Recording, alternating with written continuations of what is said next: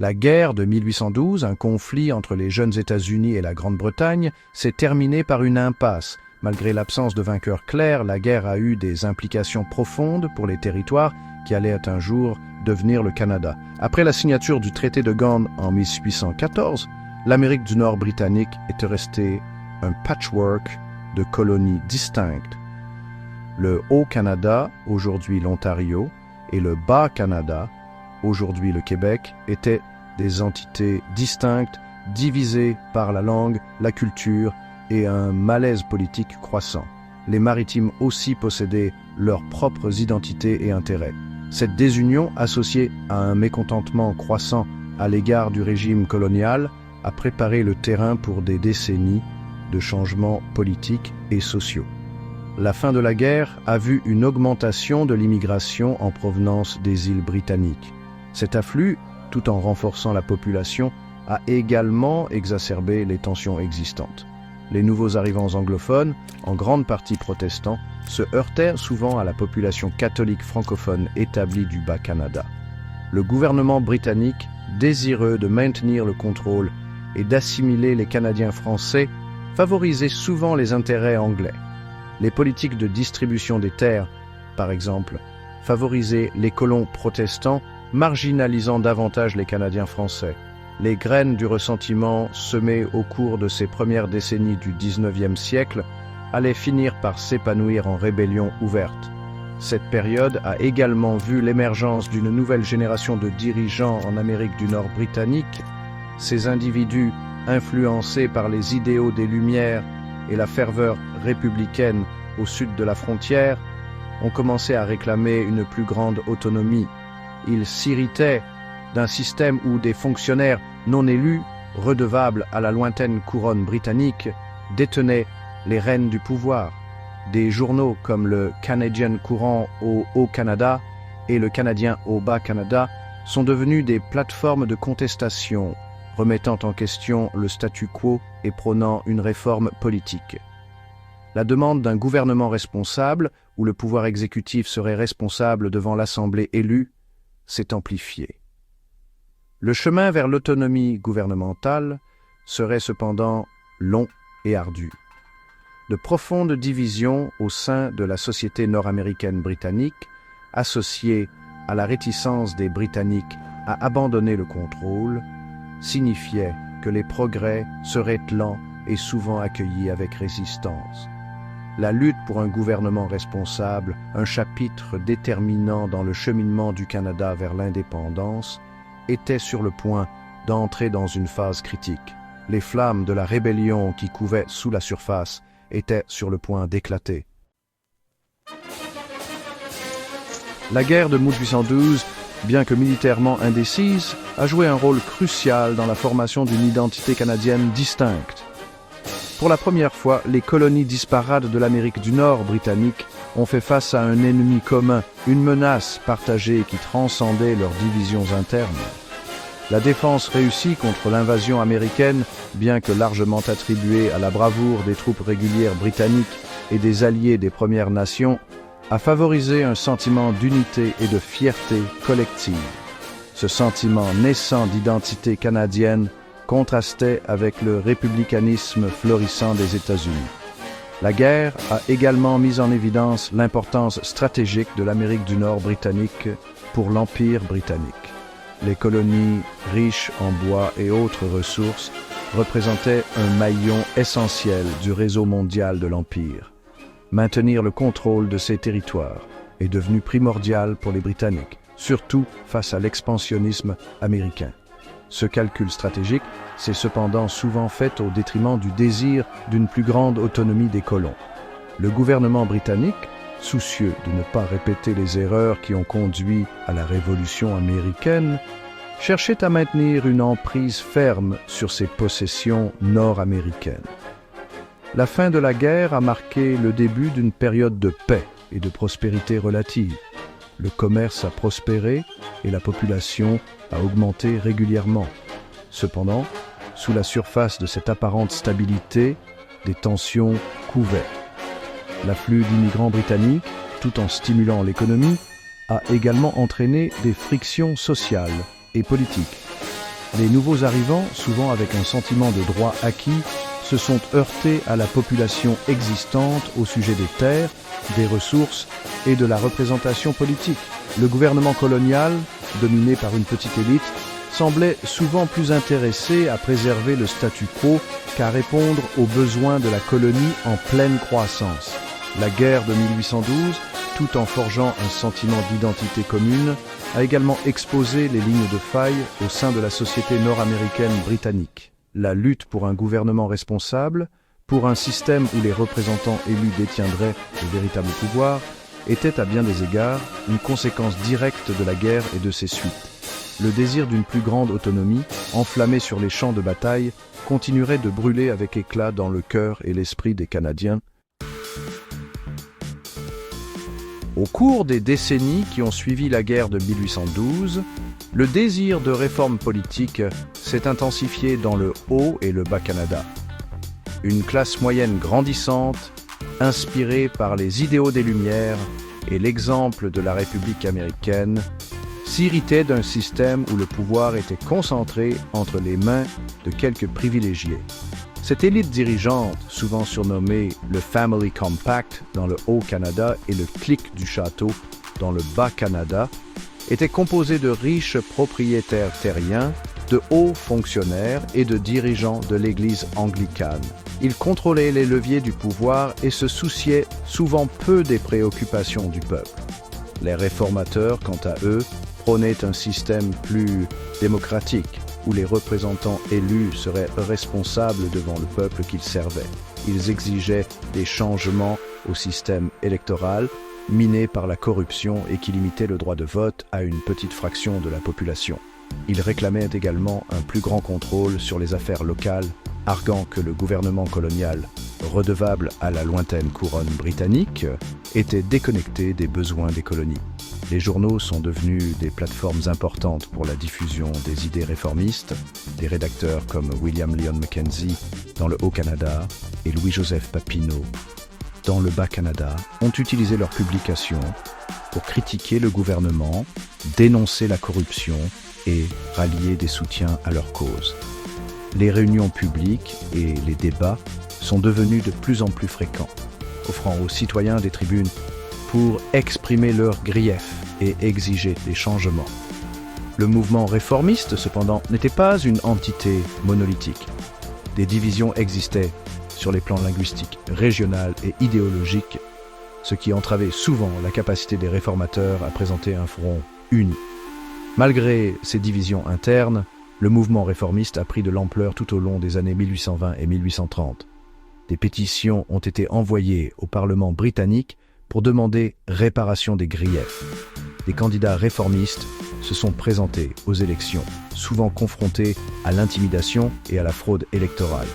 Le gouvernement colonial, tout en adoptant quelques réformes mineures, est resté largement réfractaire à tout changement significatif qui menacerait son emprise sur le pouvoir.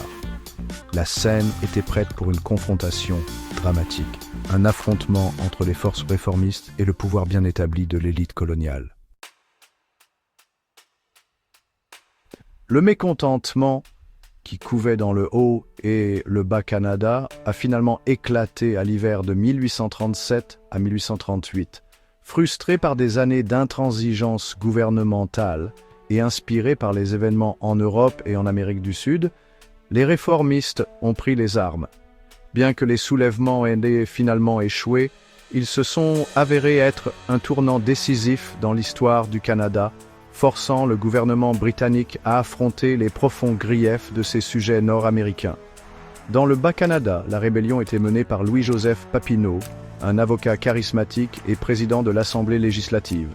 Papineau prônait une plus grande autonomie des Canadiens français au sein de l'Empire britannique.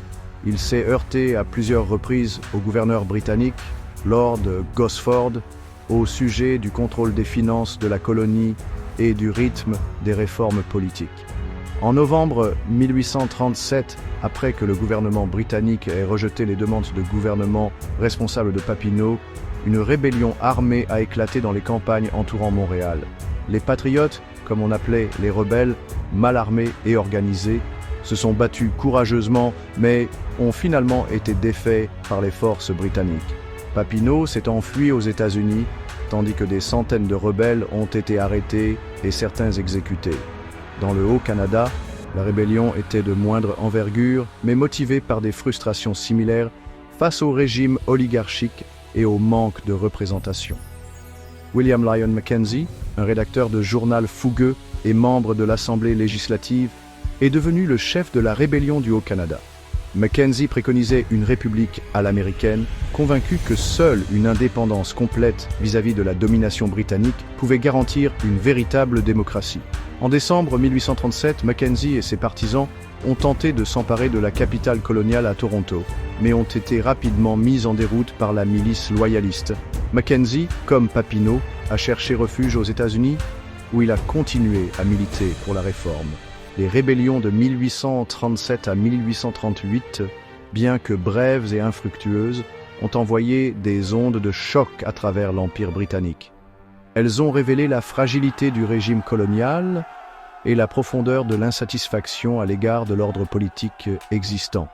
Le gouvernement britannique, désormais pleinement conscient de la nécessité d'une solution, a envoyé Lord Durham, un éminent homme politique Whig, pour enquêter sur les causes profondes des troubles et recommander une ligne de conduite. John George Lambton, le comte de Durham, est arrivé en Amérique du Nord britannique en 1838 avec le mandat d'enquêter sur les causes des récentes rébellions et de proposer des solutions pour prévenir de futurs troubles. Durham, un réformateur libéral selon les normes britanniques, était néanmoins un fervent partisan de l'unité impériale britannique. Sa tâche consistait à trouver un moyen de concilier le désir d'une plus grande autonomie des colons avec la détermination du gouvernement britannique à maintenir le contrôle sur ses possessions nord-américaines. Le rapport de Durham, publié en 1839, s'est avéré être l'un des documents les plus influents de l'histoire canadienne. Il offrait une critique cinglante du régime oligarchique qui avait prévalu dans le Haut et le Bas-Canada, critiquant le Family Compact et la clique du château pour leur corruption, leur inefficacité et leur mépris des besoins du peuple. Durham a soutenu que la cause profonde des rébellions résidait dans l'absence d'un gouvernement responsable, où le pouvoir exécutif serait responsable devant l'Assemblée élue. La recommandation la plus controversée de Durham, cependant, était l'assimilation des Canadiens français en une seule majorité anglophone. Il croyait que la survie du régime britannique en Amérique du Nord dépendait de la création d'une population unifiée et loyale. Pour y parvenir, il a proposé d'unir le Haut et le Bas-Canada en une seule province avec une seule législature, où les Canadiens français seraient en infériorité numérique et leur influence diluée. Durham croyait que cela encouragerait les Canadiens français à abandonner leur langue et leur culture et à s'assimiler à la majorité protestante anglophone dominante. Le rapport de Durham a suscité des réactions mitigées.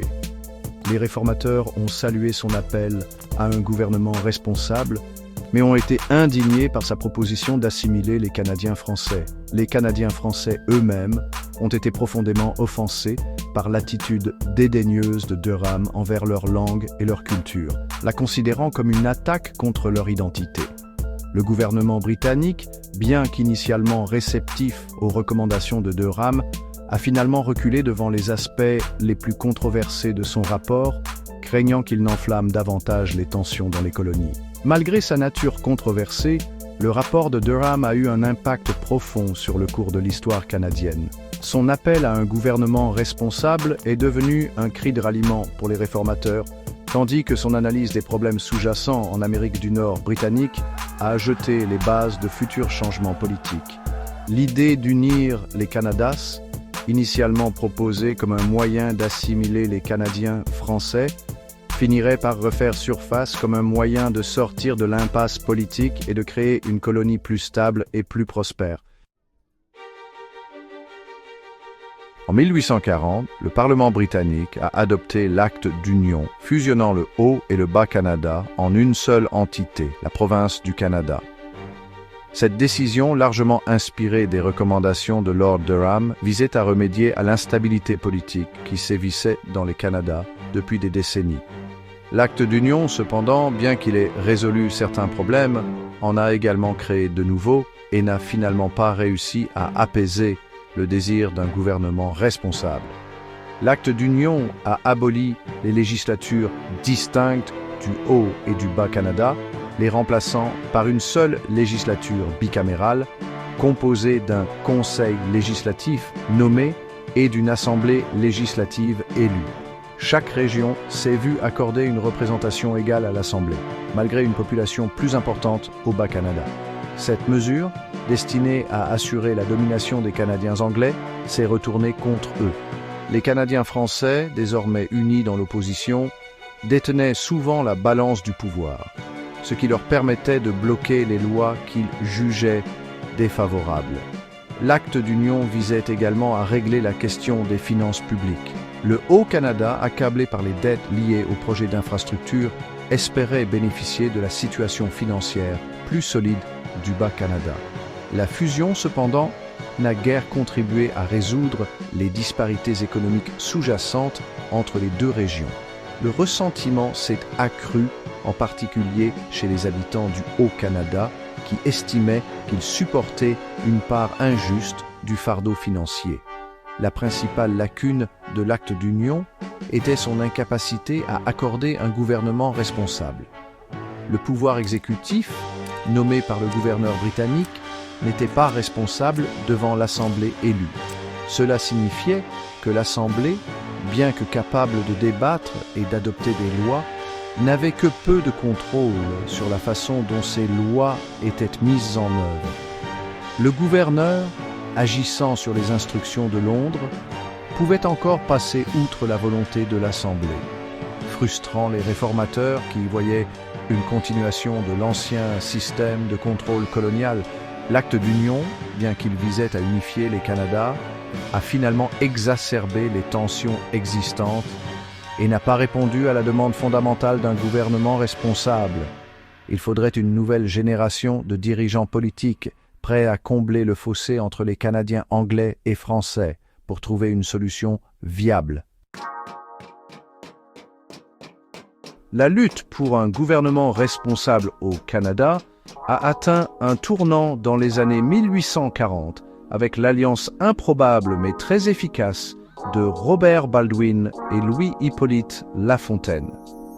Baldwin, un réformateur du Haut-Canada, et Lafontaine, un modéré du Basse-Canada, ont reconnu que la mise en place d'un gouvernement responsable nécessiterait la coopération et le compromis entre leurs groupes linguistiques et régionaux respectifs.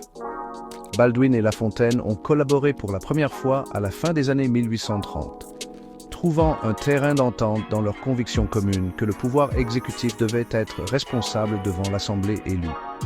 Suite à l'acte d'union, ils ont formé un front uni au sein de la nouvelle Assemblée législative, plaidant pour un gouvernement responsable et travaillant à combler le fossé entre les Canadiens anglais et français. Leur partenariat, bien que considéré au départ avec suspicion par les extrémistes des deux côtés, s'est avéré être un puissant moteur de changement. En 1848, suite à une élection générale où les réformateurs ont remporté la majorité des sièges, Baldwin et Lafontaine ont été invités par le gouverneur général, Lord Elgin, à former un gouvernement. Cela a marqué un tournant décisif dans l'histoire du Canada. Pour la première fois, le pouvoir exécutif était composé de personnes qui avaient la confiance de l'Assemblée élue, établissant ainsi effectivement le principe du gouvernement responsable. Le gouvernement Baldwin-Lafontaine, malgré l'opposition d'éléments conservateurs, s'est avéré remarquablement efficace. Ils ont mis en œuvre un large éventail de réformes, notamment l'élargissement du droit de vote, la laïcisation de l'éducation dans le Haut-Canada et la promotion du développement économique. Leur réalisation la plus importante, cependant, a été de démontrer qu'un gouvernement responsable pouvait fonctionner dans une colonie avec une population diversifiée et une histoire de division. Le succès du gouvernement Baldwin-Lafontaine a eu des conséquences considérables. Il a établi un précédent pour un gouvernement responsable dans tout l'Empire britannique, inspirant les réformateurs d'autres colonies à exiger une plus grande autonomie. Au Canada, il a inauguré une ère de stabilité politique et de croissance économique, jetant les bases de la Confédération et de l'émergence d'une nation autonome. L'avènement du gouvernement responsable en 1848 a marqué un tournant dans le cheminement du Canada vers l'indépendance. Il a démontré qu'un système de gouvernement fondé sur le consentement des gouvernés pouvait fonctionner, même dans une colonie à la population diversifiée et au passé marqué par les divisions. Cependant, la route vers la Confédération, le processus par lequel le Canada allait se transformer d'un ensemble de colonies distinctes en un dominion autonome, restait longue et complexe. Les décennies suivantes ont été marquées par une période de changement politique et économique important. Le chemin de fer est arrivé, reliant la vaste étendue de l'Amérique du Nord britannique et facilitant le commerce et les communications. La population a augmenté rapidement, alimentée par l'immigration en provenance d'Europe. De nouveaux territoires, tels que la Colombie-Britannique et l'île de Vancouver sur la côte pacifique, se sont joints aux colonies existantes, élargissant ainsi la portée géographique de l'Amérique du Nord britannique. Ces changements, cependant, ont également apporté de nouveaux défis. Le système politique, conçu pour une colonie plus petite et moins complexe, peinait à répondre aux exigences d'une population croissante et de plus en plus diversifiée. L'équilibre des pouvoirs entre les différentes régions de l'Amérique du Nord britannique a changé, conduisant à une impasse politique et à l'instabilité. Au début des années 1860, un nombre croissant de dirigeants politiques ont commencé à reconnaître qu'un changement plus fondamental était nécessaire. Ils ont soutenu qu'une union fédérale des colonies de l'Amérique du Nord britannique, chacune dotée de son propre gouvernement provincial mais unie sous un gouvernement fédéral central, offrait le meilleur espoir de stabilité et de prospérité à long terme. L'idée de la Confédération a pris de l'ampleur sous l'impulsion d'une interaction complexe de facteurs, notamment la menace de l'expansionnisme américain, le désir d'une plus grande intégration économique et la conviction qu'un Canada uni serait plus fort et plus influent sur la scène mondiale. En 1867, après des années de négociations et de manœuvres politiques, l'acte de l'Amérique du Nord britannique a été adopté par le Parlement britannique, créant officiellement le Dominion du Canada.